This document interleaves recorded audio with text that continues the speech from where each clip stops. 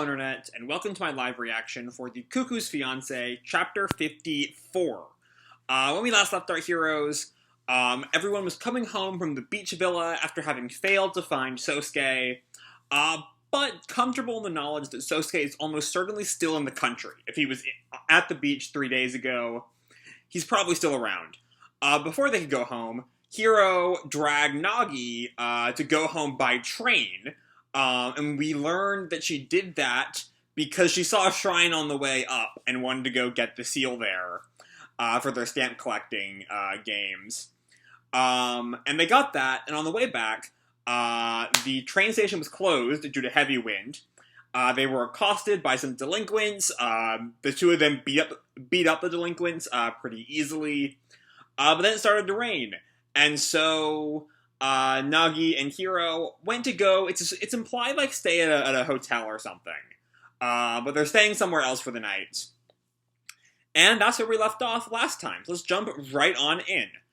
We have our magazine cover here of Erika, Sachi, and Hiro surrounded by what looks like cherry blossom petals, probably symbolizing the coming of spring.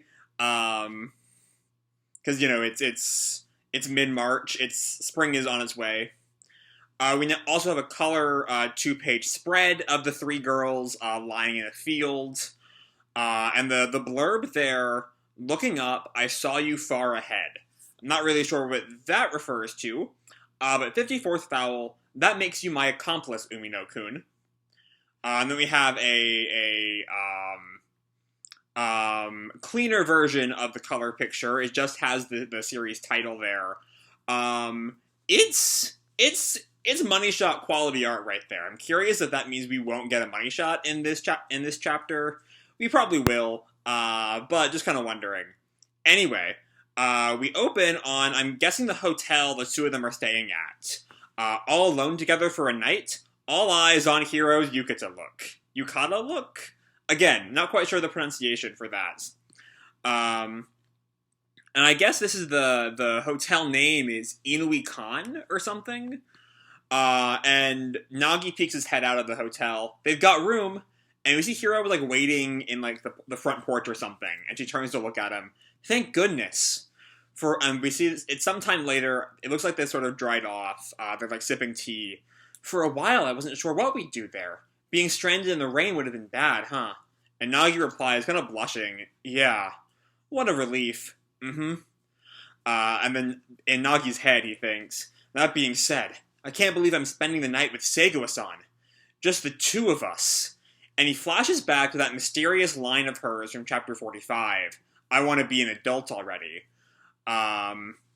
Which, again, we've had no follow-up on for the past 9 chapters, so maybe we'll get some more explanation there. But he kind of, we know where his mind is going there, and he sort of, like, shakes it away. No, that's not what she meant. And just then, Hiro cuts in. Umino-kun? Yeah? We see the waitress is there, I guess ready to, like, take their order. Or no, handing him, like, a form. Please fill out this form here. And it's asking for things like your name, companion name. I think they're in, like, a love hotel. That's my guess. So I just have to write my address and stuff? And he looks at it. Age, companion, and the receptionist looks at him. Is anything the matter? No, ma'am. Could it be we'll get kicked out for this? His actual concern is about age. 2 high schoolers together? Sorry, no vacancy. And then I think Hiro takes it. Can I see that?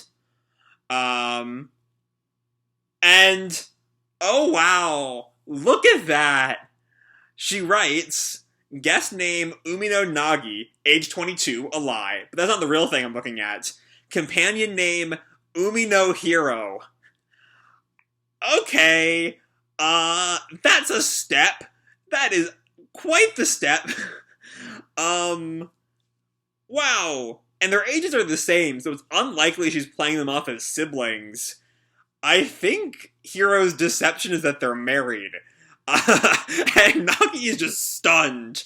And Hiro just plays it off nonchalantly. Here you are.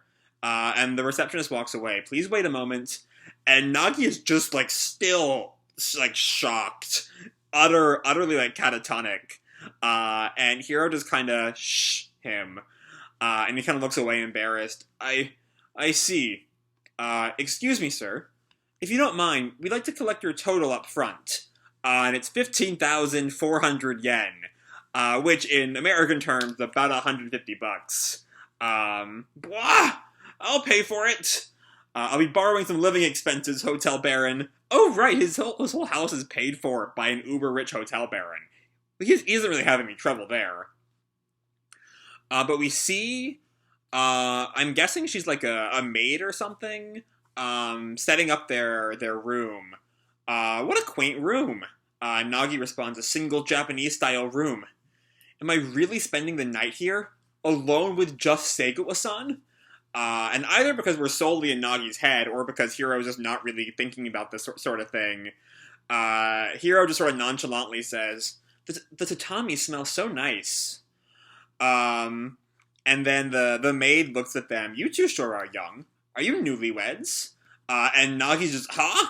But Hiro, super cool. That's right. We were here on our anniversary vacation when the rain just started coming down. She is fully, like, committed to the act. There's no shock or hesitation at all. Newlyweds? Nagi, however, not so much. How sweet. It's nice to be young. I was young once, too, oh ho ho. Well then, please enjoy your stay. Thank you. And Hiro, like, waves her away as Nagi just can't even look at her.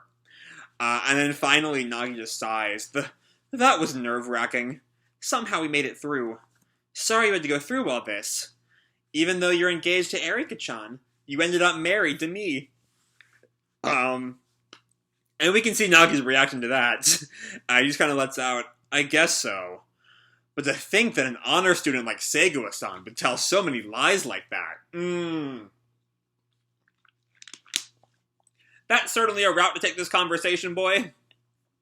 Who'd have thought that she was such a bad girl? And then Hiro just kind of giggles, giving us our title line here. Well then, that makes you my accomplice, Umino-kun. Is that how it is? You're the tentative #1 bad boy here. Is that title really necessary? And then Hiro just kind of laughs as Nagi sighs. We cut to sometime later. We get that kind of like setting change shot of the rain out the window. And then we come back home to Nagi's place. As Erika and Sachi are just sitting on the couch, and Sachi lets out, Geez, that Nagi! What does he mean he's not coming home? He's definitely with Hiro-san right now. And Erika kind of like tempers her. It started raining, I guess. Couldn't that be why? Even then! A boy and a girl of this age all alone? Given the circumstances, you know what'll happen next. And Erika, just so blunt, even as she's blushing, just says, Sex. Erika-chan? That's just what came up in my search results. And Sachi sort of sighs. You know, Erika, you probably shouldn't say stuff like that. It's unbecoming of a lady. And Erika fights back. That's discrimination. Resistance is futile. So we see again sort of the running gag of Erika having to like Google proper like steps in human relationships, which is a gag we haven't really seen in a while, I don't think. I forget the last time we see it. I honestly don't remember any specific instances of it. I just remember that it's definitely happened before. But yeah, it's here for a quick repeat gag. And Sachi looks back at the text that Nagi sent. Anyway, this is unacceptable. Nagi should just study for the rest of his life. Yeah, that's jealous, Sachi. I mean, one thing I've noticed in this chapter and the last is that when Sachi is just like not like even when she expresses this kind of sort of sideways romantic interest, like we saw in the limo ride, where she just instead of saying that she likes Nagi, goes on about how no one could like Nagi, and here too, it's it's still like a little bad, but it's not as bad as when she's more upfront about her emotions, which is not normally my take on this sort of thing. I normally prefer characters to be upfront about their emotions, but when your emotions are incest, be sort of sideways about that. It doesn't need to be important. Anyway, we come back to the hotel. That's Sachi's tangent aside. Both Nagi and Hiro have come out, I think, out of the bath in their yukata. And they notice each other how they've gotten out at the same time. Their yukata have, like, the same patterns on it. I don't really have a whole lot to say about it. I don't really know enough about yukata to really comment. But Hiro laughs. You're fast, Umino-kun. Already out, I see. Couldn't I say the same to you? Just a bit sooner than you, so I win. It's not Hiro if he's not being hyper-competitive. What is this, a speed run? And then Hiro gets more serious now. Once we get back, we need to dry out our wet clothes, huh? And then Nagi thinking, back in his horny teenage boy states, Seigo-san in the yukata is the best! And just then, Hiro turns the key into their door, and opens it, and they got one bed. They got one bed. Oh, this is a fanfic prompt. I can feel it, this is a fanfic prompt. And even, like, they should have expected this. And I like the idea that Hiro didn't quite think this through all the way. It kind of tempers the sort of fantastic liar she was in the beginning of the chapter, to be like, she didn't quite think this through. Because as they're presenting themselves as newlyweds, of course the hotel only gave them one bed. Huh? And Nagi, his reaction actually seems a little bit more excited. Though he also kind of did not think this through. This ryokan, they know what's up. Like, I'm reading that line as, like, he thinks they're reading his feelings for Hiro, and not the fact that they told them they were newlyweds. Anyway, even though there are two of us, there's only one futon. Nagi looks away embarrassed. Yeah. Oh, I know. I won't cross this line here. It's the same gag with Sachi, except here the line is well past the bed. He's got this, like, maybe just enough stretch of floor to uncomfortably sleep on, and the rest of the room is Hiro's. So you can rest easy. Okay. What about when you sleep? And Nagi kind of waves her off. Who said I could sleep? And then Hiro just, like, lies down on the bed. You don't have to be so considerate. You didn't get any sleep yesterday, did you? That's not... And then he thinks, how does she know? Besides, the tatami. They're really nice, see? Oh, she lies on the tatami. Not on the bed itself, to kind of say that, like, she could just sleep there, I guess. And of course... Nagi gets a full eye shot of boob, as Hiro continues, Japanese rooms sure are nice. And Nagi gets to, like, hold his mouth, at the sight. Yeah, they're the best. And then Hiro rolls over as her stomach growls, and she sort of laughs.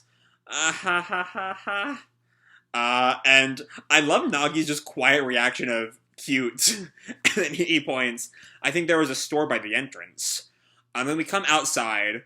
That's more of a time-passing shot. As we see their clothes are kind of hanging out to dry. Access. Now you follow with S. Oh, they're playing that kind of first and last letter game that comes up in anime sometimes. S. Special? We already said that one. Oh, he's going right where Erika did. And she looks at him questioningly, and Nagi kind of freaks out. That was close. Spicy. Yell. That was fast. L. And he notices a lizard crawling on the wall behind him and kind of panics. Can I assume you're going with the lizard? So I remember, I'm flashing back here to, the lizard gag from, like, the early chapters, when Erika was in the shower and she freaked out and Nagi came in and there was the lizard, right? And I don't remember how Nagi reacted to that. Was it that sort of... Because I remember Erika panicked, but for some reason I don't recall Nagi panicking. That chapter was, like, almost a year ago, so I might just be forgetting that one minor detail. But either way, if it is a callback to that, good callback work there. Can I assume you're going with lizard? A home that's good for a gecko is good for you too, you know. Nagi snaps. Well, to me, they're awful. And Hiro just kind of teases him, "Quit whining. We need to get him out through the window." And Nagi protests, "I think we're better off not touching it." And then Hiro stands up, and she trips on the hem of her yukata. "Ah! Ah!" And then Nagi reaches for her. "Wait!" And then he lands on top of her. And I mean, it's classic harem rom-com antics. And the two of them kind of just look at each other stunned. And then Nagi kind of backs off. "Ah, sorry." As his hand kind of extended, Hiro grabs his hand deep to continue the game. We did a lot of bad things today. How about we do something even badder?" And there's our money shot. I was wrong about not getting a money shot this chapter, but there it is, a full 2-page spread. As Hiro is, probably teasing. It's probably part of like another joke of hers, but still, on paper, asking to have sex with him. And then the two of them stare at each other, embarrassed. Even Hiro, this, I feel like that blush there is even Hiro acknowledging that this is a bit too far with the joke. They've gone too far now. And if not, it will completely upend the established dynamic of the entire series. But then we see the little, what's that bamboo thing where the water hits it and eventually falls? That falls, and the chapter ends with, "Could it be there's no way. Next time, what exactly is even badder?" Okay. Is that a joke that even badder is not a word? Or is that they explore what Hiro was talking about? I don't know. Okay, so, for as long as the series has existed, Nagi Eri shipper, I'm not big on this route, large scale, like grand scheme things, but that does not mean, in case you could not tell, the chapter was not a blast. It was fun. Yeah, I don't know. This is just a really, really fun chapter. And it's kind of got me pondering. I'm not normally not normally a fan of fan service. I think if you go back watching all 1,000 plus of my videos at this point, you can kind of maybe work that out. And yet, for some reason, and maybe it's just like I'm particularly thinking at the framing of something like page 21, when Nagi falls on her. And, I feel like if this were, another mangaka, I'm thinking of, something like Fire Force's Lucky Lecture lore. Erika tripping on her robe would be an excuse for her robe to, fall open. And Yoshikawa never goes for that kind of gag, and I think that might be why it works better. It feels more like, I don't know, it feels more like we get these kind of boob shots, on page 17, but it always feels more like it's just Nagi's perspective, and less the camera leering. That's what it is. When Yoshikawa gives us these kind of fan servicey shots, like here when we see Hiro's breasts under her yukata, same with last chapter, when we saw her bra under her shirt in the rain, it feels more like that's just what Nagi, as a horny straight teenage boy, is focusing on, and less like we're less of the voyeurism that I think kind of is the big problem with fan service. It's kind of an audience leering, is more of Nagi, who is, horny but still tries to be respectful, and as a result, because it's framed through Nagi's perspective, it stays respectful, even as it is his own sexuality. I hope I'm making sense there. Anyway, that long tangent on how Yoshikawa does fan service aside, this chapter is just a blast. I love, like I kind of said, when we see the one bed, I love the realization that, Hiro did not quite plan this out as well as she thought. Like, she's so cool and collected the whole time they're playing up the Newlyweds game. And then she sees the one bed, and she's like, oh, I did not prep for this one! I love her reaction. Her face there is so like, I might have fucked up here. This might have been my mistake. Oh boy. And it's great. I also just love, like, Nagi's growing panic at, like, oh no, they're not gonna let us in because we're kids. And then I love, like, the growing exclamation points when he sees Umi no Nagi, Umi no Hiro. Like, that's just some good joke fodder there. But then, yeah, we also have this little scene in the middle with Erika and Sachi, and that feels kind of like just sort of padding, I guess. I mean, it's good for a gag, as Erika's surprising bluntness comes in due to her just, like, Googling what happens when a boy and a girl of this age are all alone. But it largely is just kind of there, I will say. But then, yeah, we have the word game, and then they fall on each other, and Erika makes her proposition. And we'll see if, like, they might not even follow up on it. I expect they will. This is the kind of series that wouldn't just let that slide. There has to be some kind of fallout to what Hiro said, for better or for worse, I will say. But yeah, next chapter is going to be a trip. All I'm going to say. It's going to be quite the trip. And I'm excited. As much as I am 100% an Erika shipper, I'm just excited to see where we go from here. So I'm going to leave this video off here. Hope you all enjoyed the chapter and the video itself. If you did, feel free to drop me a like or subscribe. You know, do whatever makes you happy, you know? And remember, your life is your own, okay? Bye!